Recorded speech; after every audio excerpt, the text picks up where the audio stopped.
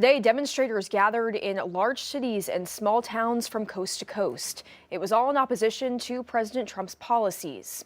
From Philadelphia to Los Angeles, St. Paul, Minnesota to Dallas, millions of Americans gathered for No Kings demonstrations.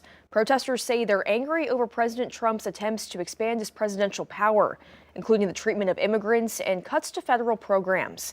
These protests are in direct response to a massive military parade this evening, commemorating the Army's 250th birthday. It also falls on the president's 79th birthday. The No Kings protest was highly organized and held online trainings focused on peaceful gatherings and what to do if confronted by law enforcement. Protesters here at home joined thousands across the country today for these events. We spoke with demonstrators who say today was all about unity. In cities large and small, including Fayetteville, Bentonville, and Fort Smith, demonstrators gathered Saturday to push back against what they call authoritarianism in the Trump administration. And at the end of the day, we're all American, no matter where you came from, no matter who you are, no matter who you like. No kings, no crowns.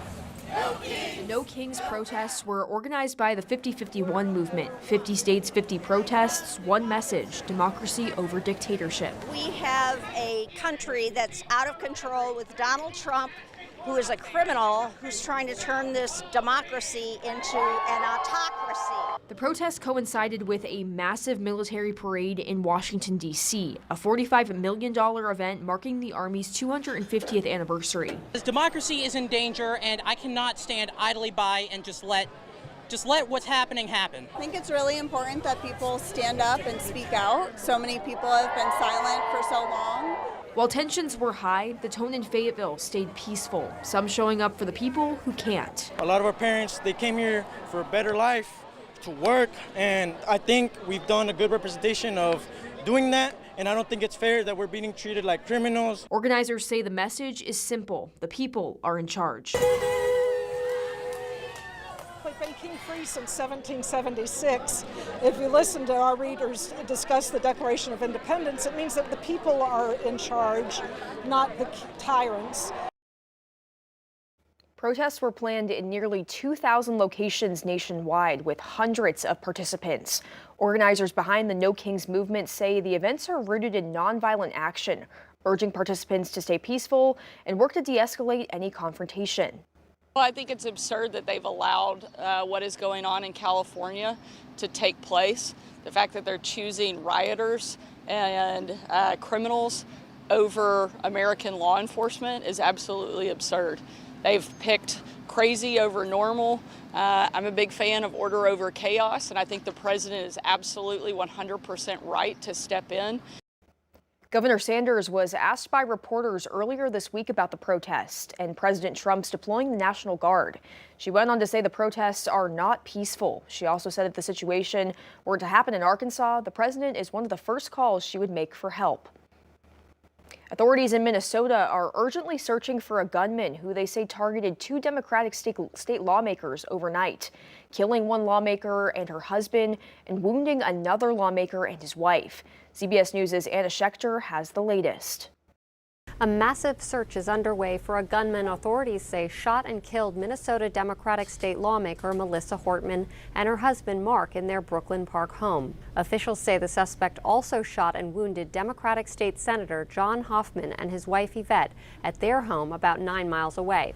The FBI released this photo that appears to show the suspect standing at Hoffman's door, wearing a mask and dressed like a police officer. Today we are asking for the public's help at this point in time in locating Vance Luther Bolter, who is a 57-year-old white male who's 6 feet 1 inch tall, 220 pounds, with brown hair and brown eyes.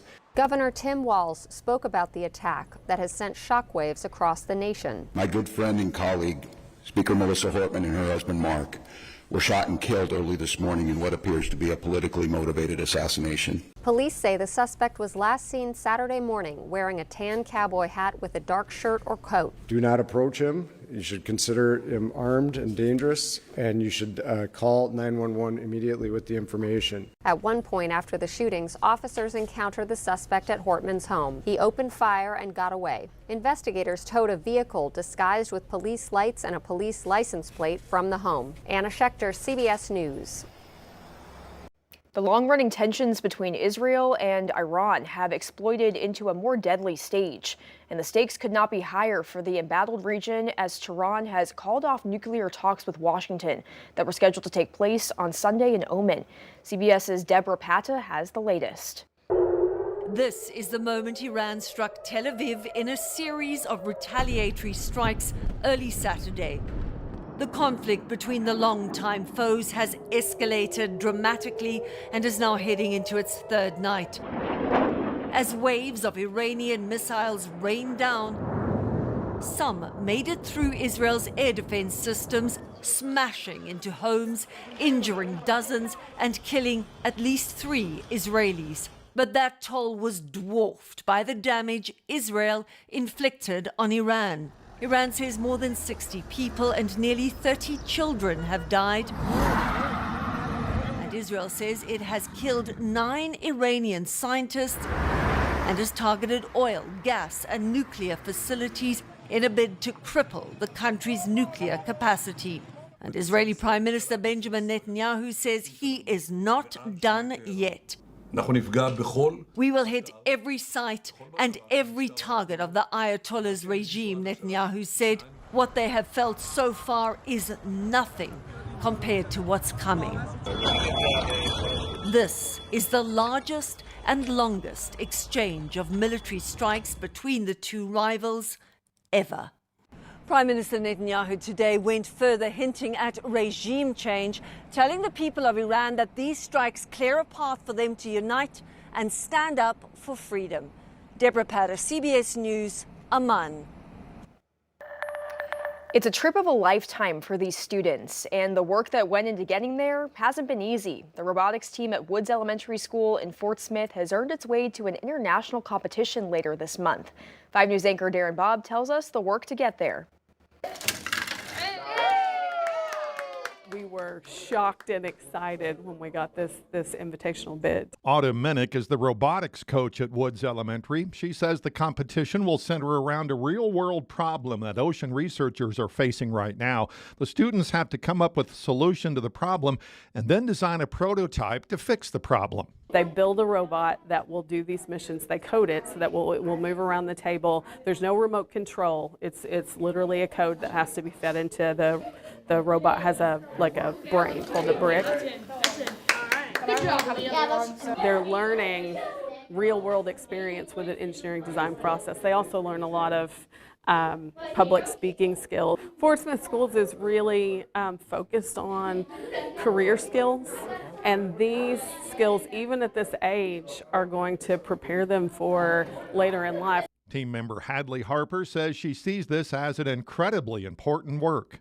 It's very important because it helps in the future for sure, and I feel like we're lucky to have technology like this to do what we're doing right now. At the same time, she says it's a great time. The teamwork and the sportsmanship and hanging out with new friends. Gray Stark says he knew he wanted to do this last year. I went and helped work the robotics tournament here in Fort Smith at the Peak Center last year. And I got really interested in it, and it was really fun. He says it's been a busy last few months getting ready for this. We've been learning how to build websites and make them. We've been learning about the ocean and its environment and what's going wrong with it. Minnick says that website Gray referred to is actually part of the competition. This barcode will take you to that site. They designed a website that focuses on citizen science because the problem they were focused on was there aren't enough scientists to explore the ocean. So they've spent tons of time. She says what makes this even more special, these 5th grade students at Woods are all first-year robotics students. This is the pinnacle of what we could do this year, so super proud of them. In Fort Smith, covering news where you live, I'm Darren Bobb, 5 News. The competition in Orlando, Florida is set to run from June 24th through June 28th. Good luck, Woods.